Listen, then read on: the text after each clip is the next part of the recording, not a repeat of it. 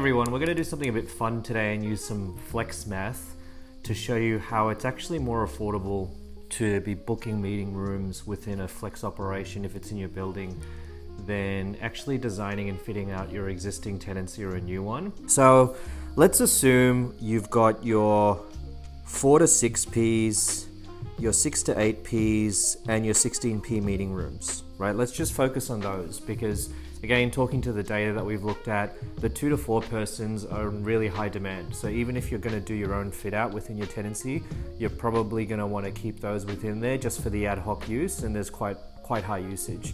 It's more when you get to the medium to larger size ones that there's a case to not build those within your tenancy unless you've got some unique branding purposes to have some of those within your floor, but to actually use it if there's a flex operation within the building that the landlord's providing. So let's assume that we've got two of the 4 to 6 Ps, 2 of the 6 to 8s, and 1 of the very large board meeting rooms. On average, if you look at the circulation around those and the area allocated to that space, you're going to be looking at around 100 square meters, right? So let's look at what 100 square meters within your fit out and tenancy as a tenant could look like from a spend perspective. Now, this is the expensive stuff, right? Because you've got the AV, you've got a lot of partitions, it needs to be acoustically sound.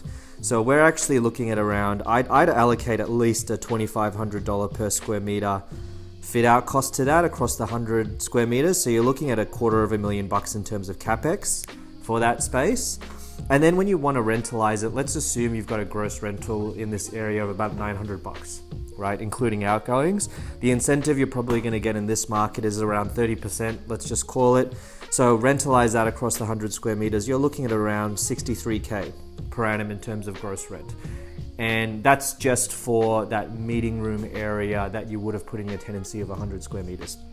And please note, this actually doesn't include any operational cost savings, meaning if you've got a concierge on site or any team members that help take care of the space, suddenly they are not tasked with taking care of these small to medium-sized meeting rooms, whether it's turning them over, helping people with the AV and the tech, all that kind of stuff. Imagine if you've got a co-working on-site team taking care of that, and it's just a few floors below you or something like that, okay? So there is definitely a cost allocated to that, but I'm not gonna use one for the case of this.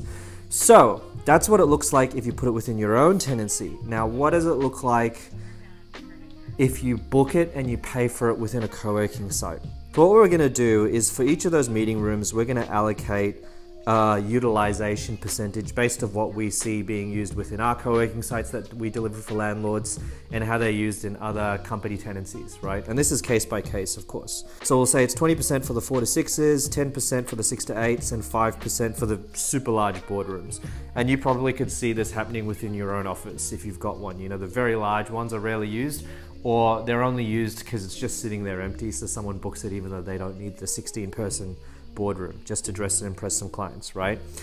The occupancy percentages actually relate to about 170 hours per month of an assumption of how many hours could these meeting rooms be booked out when you remove public holidays during the hours of 8 to 6 p.m., that kind of stuff. So that's where the 171 hours come from. And the utilization percentages make more sense even though they sound low because you don't get many people booking those meeting rooms in the late afternoons or certain hours during the day. So let's allocate a cost to each of those. So $25 an hour for the 6 to 8s, $40 an hour, and $60 an hour. So that's how much you'd pay if you'd book them, right? And then if you calculate those out and say we've got 221, you've got about 20K, 16K, and 6K. Right, and this is all per year, assuming they all use it this much every month, which gives you a total of about 43K, okay? So when you compare them like for like, you've got 63K in terms of gross rent after your incentive versus 43K if you're booking it out within a co-working operation. Plus, you're not paying the 250K of CapEx to build those things that you could use it for somewhere else within your tenancy. And also you're not paying for any of those service costs that come with the meeting room. Like now, if you do it within the co-working space, you got a community manager taking care of you. You got virtual concierges making sure everything's okay. On-site concierges, when you arrive, you've got a really nice surprise and delight experience potentially awaiting for you. So if you go into that co-working space, especially if it's landlord owned, and they're pushing for hospitality, they're going to make sure they remember your name, they serve you some surprise coffees, they remember your coffee, they do something nice for you. That kind of stuff is pretty invaluable in this market because it helps people come back into the office, right? So I know that was a bit of financial jiu-jitsu and voodoo mathematics on comparing the two scenarios, but I thought it'd be interesting because if you're redesigning your office layout or you're looking at a new fit out and you hear, oh, why don't you use the larger booking rooms within the third space, the co-working space provided by the landlord. At least now it's not just anecdotal. You've got an idea of what the numbers could look like that could better inform your decision and make you realize, hey, you know what?